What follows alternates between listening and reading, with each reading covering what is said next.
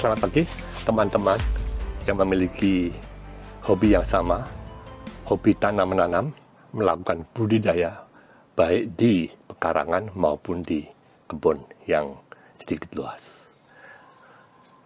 Pada masa pandemi ini, di mana kita harus banyak melakukan kegiatan di rumah, salah satu cara untuk melepaskan ketegangan ataupun stres adalah melakukan kegiatan tanam-menanam. Yang mungkin kita yang di kota-kota besar tidak memiliki lahan yang luas, sangat terbatas. Nah, oleh sebab itu, saya akan berbagi pengalaman bagaimana kita melakukan kegiatan budidaya. Apapun tanamannya, apakah tanaman hias, tanaman bunga, tanaman buah dalam pot, tanaman sayur-mayur, bisa kita lakukan secara lebih baik dan berhasil. Saya perkenalkan, nama saya Budi Sadiman dari Asri Farm. Asri Farm itu adalah organisasi yang bergerak dalam bidang penelitian tanaman, pertanian, perkebunan. Suatu waktu mungkin akan saya ajak kita melihat kebun saya di Bogor. Saya menanam berbagai macam tanaman pangan. Pada hari ini topik kita membahas mungkin hanya 2 topik, tapi sangat penting dan sangat bermanfaat, yaitu pertama adalah bagaimana kita menyediakan media tanam. Mereka yang memiliki pekarangan yang tidak luas, pasti mereka membutuhkan polybag atau pot, baik pot kecil, pot besar. Dan tentunya mereka tidak memiliki cukup tanah, karena pekarangan yang kecil dan sebagian pun juga di semen atau di corn block.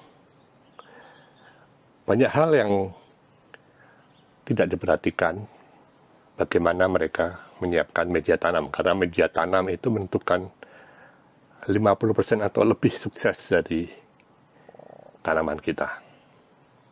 Kemudian yang kedua adalah bagaimana kita melakukan pemupukan dan sekaligus melakukan pencegahan atau penanggulangan hama yang menggunakan pestisida nabati. Yang kedua ini sangat luar biasa menurut saya, karena mengaplikasikan 2 bahan sekaligus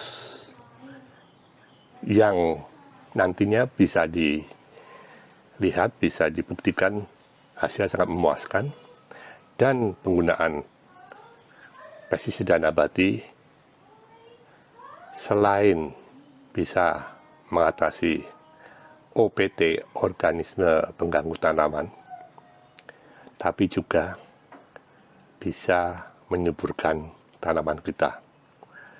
Secara keseluruhan, mengurangi pekerjaan keruwetan kita.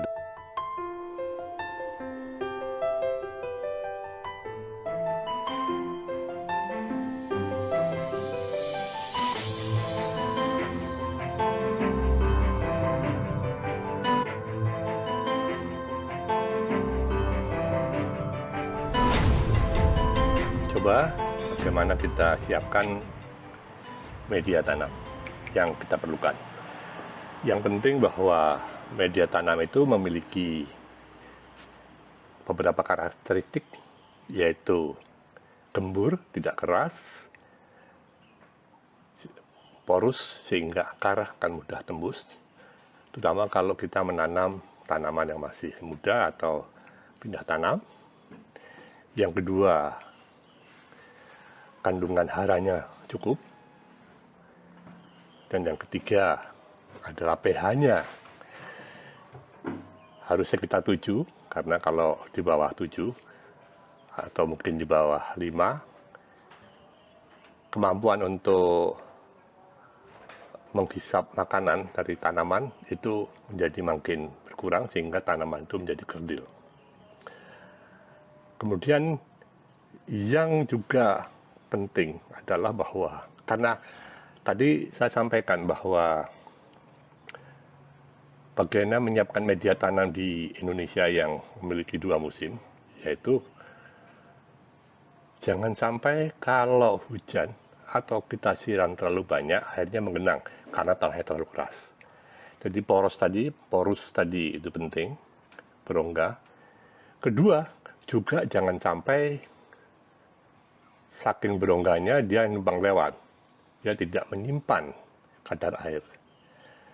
Jadi selain mudah mengalir, juga dia menyimpan kandungan air yang cukup, sehingga airnya itu bisa bertahan lama sebelum dia mengalami kekurangan air.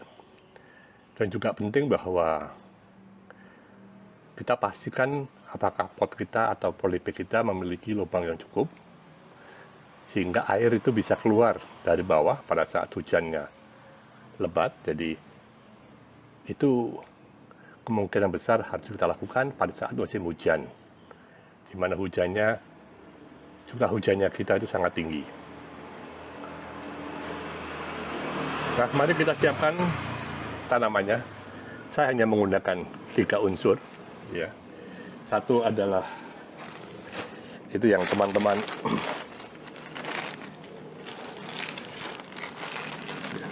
ya, ini yang sering kita beli, ya. Coba kita buka saja. Media tanam yang sudah dicampur, yang dijual di toko-toko tanaman, warnanya hitam. Ya, ini sudah campur hara yang baik dari kotoran hewan, dari kompos. Kompos itu adalah hasil tanaman yang difermentasi, yang mudah-mudahan sudah mirip kandungan humus, ya. Dan juga di dalamnya terdapat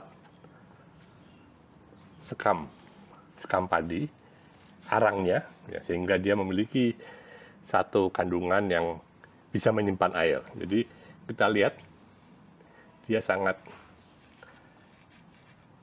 remah, jadi pasti akan bisa mengalirkan air, tapi dia juga bisa menyimpan air, ya. Oke. Tapi kelemahannya adalah pH-nya kebanyakan di bawah 6, bahkan di bawah 5. Sehingga kalau kita pakai langsung kurang baik, karena pH rendah, kemampuan tanaman untuk menghisap makanan juga turun. Tapi juga karena dia menggunakan kotoran hewan, bisa terjadi tanaman tidak tahan akan panasnya. Jadi perlu kita biarkan beberapa waktu, 2-3 hari sebelum tanaman kita pindahkan ke sini. Dan jangan lupa kita siram tiap hari dengan air yang jumlahnya banyak. Tujuannya adalah menaikkan pH. Kita juga bisa menambahkan kapur dolomit, kapur pertanian untuk menaikkan pH itu. Karena kemudian yang kedua adalah kita tambahkan kokopit. Ya, ini. Kokopit tujuannya adalah membuat tanah itu tidak menjadi padat. Kalau kita gunakan ini semua sih nggak masalah. Tapi kita juga akan menggunakan campuran tanah dari kebun. Ya, oke.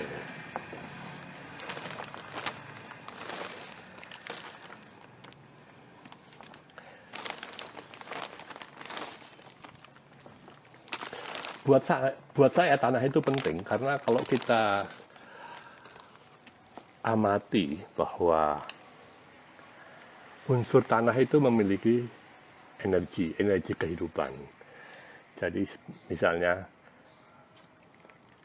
kita sering diingatkan bahwa manusia berasal dari tanah dan dia kembali ke tanah. Berarti unsur kehidupan itu ada di dalam tanah. Juga kalau kita lihat 5 energi di dunia ini, yaitu api, angin, air, tanah, kayu. Tanah itu juga merupakan unsur yang penting. Tapi ini adalah pandangan saya, karena ada yang juga menanam hidroponik atau menggunakan metode tetes. Itu mereka hanya menggunakan kokopit. Kan juga hidup, pohonnya juga segar. Tapi kalau saya usahakan bahwa walaupun tidak banyak, kita campurkan tanah dari kebun. Dan satu lagi yang bagus dari unsur tanah adalah bahwa pH-nya kebanyakan adalah 7. Jadi kalau kita campur, nanti ini ya, karena kokopit juga rendah, pH-nya 4, kalau nggak salah, maka kita akan memperoleh satu media tanam yang ideal. Dia cukup haranya, kita lihat yang warnanya hitam ini dari media tanam yang kita beli di toko pertanian. Kemudian dicampur dengan tanah yang memiliki energi kehidupan. Dan seringkali tanah dari kebun itu sangat padat, lengket, kalau kering dia keras, tapi kalau hujan dia becek. Nah, campuran ini sangat ideal untuk kita gunakan, ditaruh di dalam pot. Makanya saya ambil potnya dulu. Oke. Saya ambil polybag, ada yang besar, ada yang kecil. Saya berikan contoh dengan polybag yang kecil. Ini diameternya kalau nggak salah sekitar 22 ya. Yang seperti ini taruh paling bawah aja lah. Nah, kemudian tanamannya kita masukkan. Nah, ini yang saya katakan tadi bahwa pada musim hujan ini harus kita sobek-sobek dulu, tambahin lubang sehingga air akan mengalir dan tidak menggenang dalam jangka panjang yang bisa mengakibatkan tanaman kita menderita, bahkan bisa mati. Ya. Juga yang penting dalam penyiraman. Kalau saya lihat teman-teman yang menyiram di pekarangan, airnya sangat efisien. Efisien maksudnya tidak cukup banyak bagi tanaman. Nah, kita saksikanlah ya satu video ini di mana rekan saya dia menyiram dengan air yang cukup banyak. Yang dulu itu saya juga mengalami pengalaman yang sama, airnya pas-pasan yang pada akhirnya ya pohonnya menderita. Nah, kalau hujan, wah, kalau kita amati hujan itu benar-benar deras dan bisa dipastikan kalau tidak kita siapkan media tanam yang benar ataupun kita beli perlakuan khusus dengan menambah lubang di polybag atau di pot, pasti akan tidak optimal.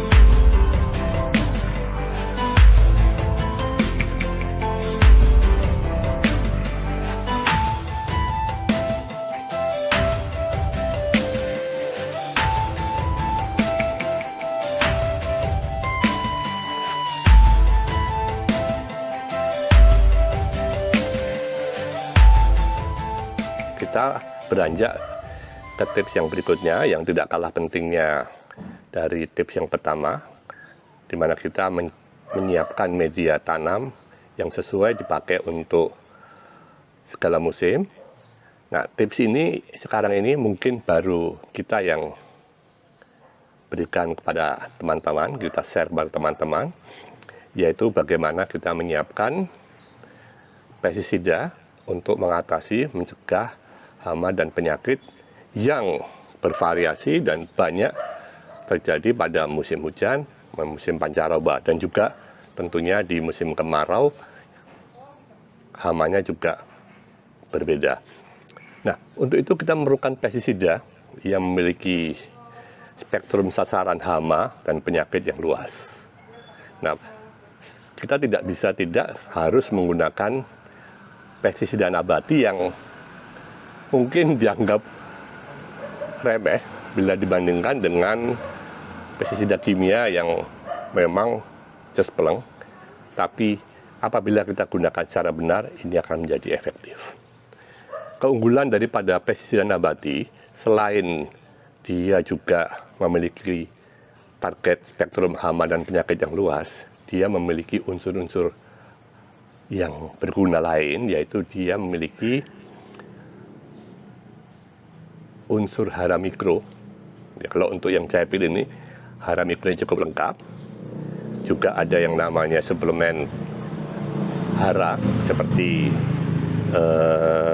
asam humat, juga memiliki enzim-enzim, kemudian juga mineral dan lain-lainnya yang berguna untuk menambah penyuburan tanah, sekaligus juga memperbaiki proses metabolisme tanaman yang kalau pada musim hujan, unsur-unsur itu mungkin terbawa air, terhapus dari media tanamnya. Tetapi kekurangan daripada pestisida nabati adalah dia tidak memiliki unsur hara makro. Oleh sebab itu kita tambahkan unsur hara makro dengan porsi yang kecil saja, tapi ampuh, dan takarannya akan saya sampaikan agar nanti teman-teman bisa meracik secara mudah dan hasilnya lumayan. Oke, mari kita mulai. Di depan saya ini ada bahan-bahan yang diperlukan. Pertama, kita siapkan NPK. Ya, ini banyak kita peroleh di toko-toko tanaman, toko-toko pertanian. Ini sudah kita pindahkan ke mana? Ke toples untuk memudahkan aplikasi. Dan saya juga siapkan pestisida nabatinya. Ya. Saya pilihkan 2 di sini, yaitu Melona dan Bisma PK. Nah, ini saya pilih karena elemen-elemen tambahan yang memperbaiki pertumbuhan dan produksi daripada tanaman kita ini dimiliki oleh pestisida nabati ini, dan juga keampuhan daripada pestisida ini sudah tidak dilakukan, terutama Bisma PK yang sudah 3 tahun ini melanglang buana di pertanian kita. Kita bisa dapatkan pestisida nabati ini di toko-toko online, karena agak sulit kita memperoleh pestisida yang baik ini di toko-toko pertanian, bahkan di Trubus, karena kelemahan daripada pestisida nabati adalah umur simpannya yang pendek. Jadi kalau toko-toko itu menyimpan untuk dijual, itu mereka akan rugi karena dalam waktu pendek sudah tidak ampuh lagi, dan nantinya juga petani tidak akan puas dan tidak akan membeli lagi. Nah, untungnya dengan adanya toko online, saya sarankan jangan membeli dalam jumlah banyak. Karena masalah tadi, kita beli secukupnya.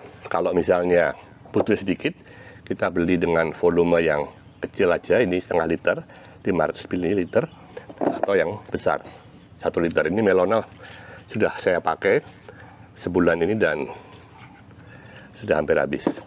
Nah, sekarang bagaimana aplikasinya? Ya, pertama kita siapkan 2 liter air. Kenapa 2 liter air? Untuk memudahkan kita mengingatnya. Kita masukkan 1 tutup NPK, ya, tutup dari botol ini. Ini kira-kira 15-17 gram, ya, ke dalam 2 liter air.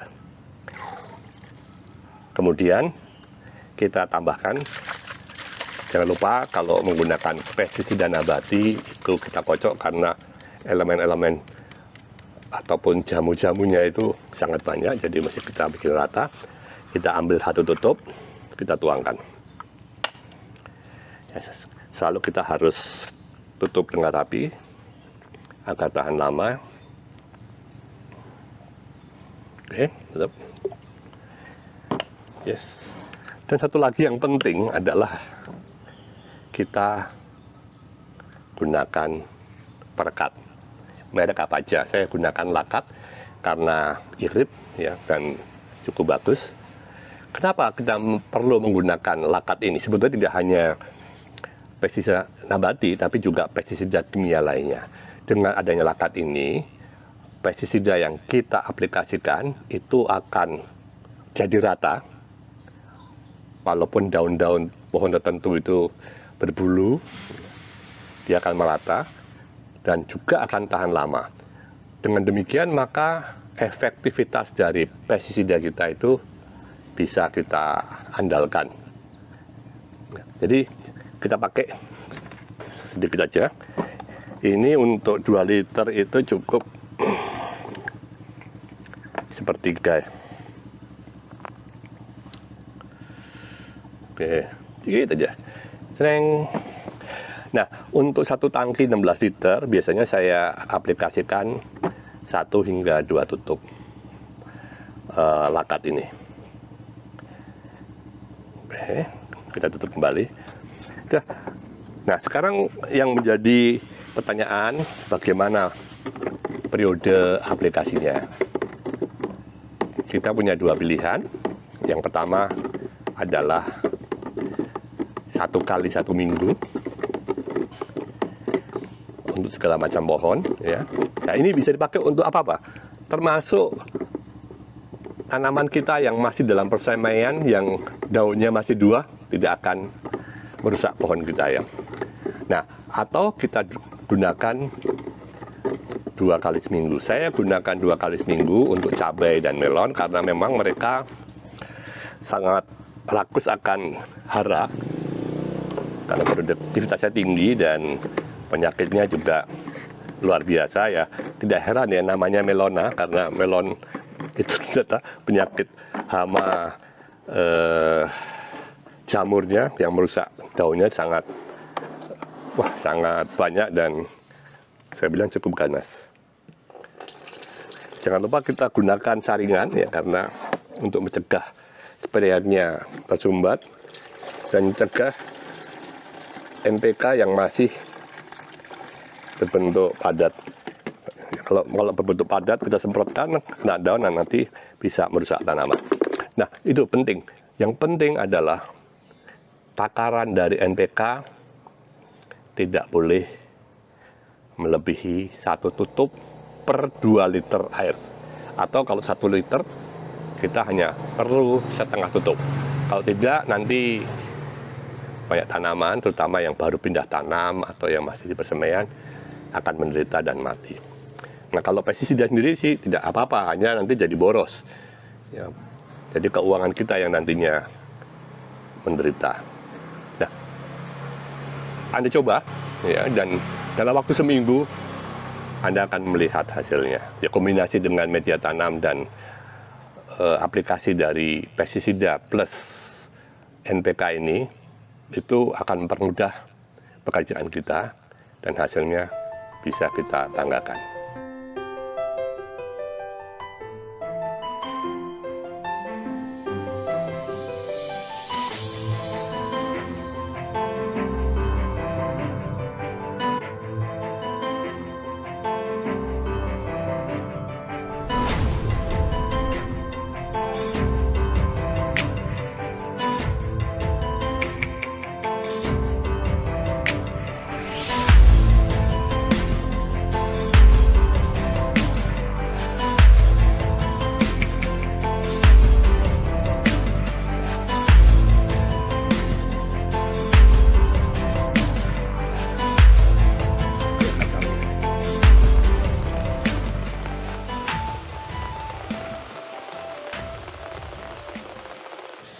ada baiknya kita merangkum apa yang telah kita pelajari, walaupun hanya ada 2 topik, tapi sebetulnya apa yang tadi disampaikan mendalam dan cukup unik karena jarang disampaikan oleh rekan-rekan lain di berbagai video maupun tutorial-tutorial lain. Misalnya pada saat kita menyiapkan media tanam, itu kita tidak hanya membahas mengenai masalah kecukupan nutrisi, kesuburan tanah, kegemburaan tanah, tapi juga kita membahas bagaimana kita meramu bahan-bahan yang kita beli dari toko tanaman, toko bunga, agar diperoleh pH yang baik. Tapi selain itu juga saya bahas bahwa di Indonesia yang musimnya walau hanya 2, musim hujan dan musim panas, tapi kita menghadapi banyak kendala pada saat musim-musim tersebut. Karena dengan adanya perubahan musim, kita tidak bisa meramal kapan datangnya musim hujan, kapan datangnya musim kemarau. Dan juga sekarang ini sering kita alami, ya 2 tahun terakhir ini saya lihat bahwa kita mengalami musim dengan kondisi ekstrim. Kalau hujannya tidak besar dan berlangsung lama, dan kalau musim panas, panasnya terik sekali. Oleh sebab itu, beberapa tips, trik untuk menyiapkan media tanam, di mana campurannya termasuk kokopit misalnya, dan juga kita menambahkan beberapa lubang di dalam polybag, tanpa bahwa kita khawatir bahwa air akan cepat mengalir dan khawatir bahwa tanaman kita cepat kering. Kemudian yang sebetulnya yang mungkin unik lagi adalah dalam upaya untuk memperoleh tanaman yang sehat, cepat tumbuh, cepat berbunga, cepat berbuah, adalah kita mengkombinasikan salah satu pestisida ini, baik Bisma PK maupun Melona. Ini adalah pestisida nabati. Apa keunggulan daripada kombinasi itu? Seperti saya sampaikan bahwa pestisida nabati ini tidak hanya mengandung unsur untuk mengatasi hama dan penyakit, tapi dia memiliki banyak elemen-elemen lain seperti hara mikro lengkap, mineral-mineral, hormonal, asam amino, asam fluviat, asam humat, dan lain sebagainya yang menjadikan tanaman kita ya ditambah dengan unsur hara makro NPK, semua tanaman kita akan subur. Dan kalau subur biasanya mengundang banyak hama dan penyakit, tapi karena kita aplikasikan pestisida, maka tanaman kita ya alhamdulillah mudah-mudahan akan berhasil dan kita bisa bangga kepada family kita, keluarga kita, dan juga kepada teman-teman dan tetangga. Dan satu lagi tadi yang juga saya ingatkan bahwa upayakan kita mengaplikasikan perekat. Sebetulnya perekat ini tidak berguna hanya pada saat kita mengaplikasikan pestisida nabati, tapi juga pestisida kimia. Dengan perekat ini, maka pestisida kita akan menempel lebih ramah, lebih rata, sehingga dapat diharapkan bahwa efektivitas daripada pestisida kita akan optimal. Oke, saya cukup demikian. Salam sehat.